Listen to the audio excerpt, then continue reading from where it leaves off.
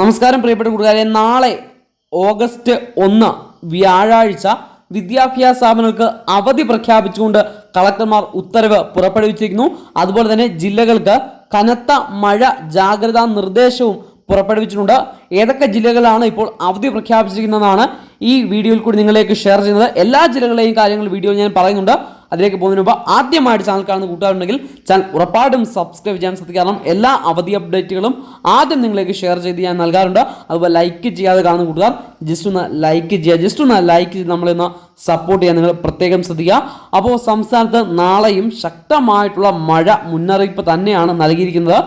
നമുക്ക് നാളെ നിലവിൽ ഉള്ള അലർട്ടുകൾ ഓറഞ്ച് അലർട്ടും യെല്ലോ അലർട്ടുമാണ് പ്രഖ്യാപിച്ചത്. അപ്പോൾ നാളെ അവധിയുള്ള ജില്ലകൾ ഏതൊക്കെയാണ് നമുക്ക് ഒന്നായി പരിശോധിക്കാം.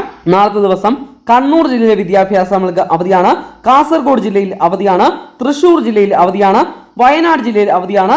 മലപ്പുറത്തും കോഴിക്കോടും ഏറ്റവും മുന്നിൽ പാലക്കാട്ടെയും വിദ്യാഭ്യാസ സ്ഥാപനങ്ങൾക്ക് നാളത്തെ ദിവസം അവധിയാണ്.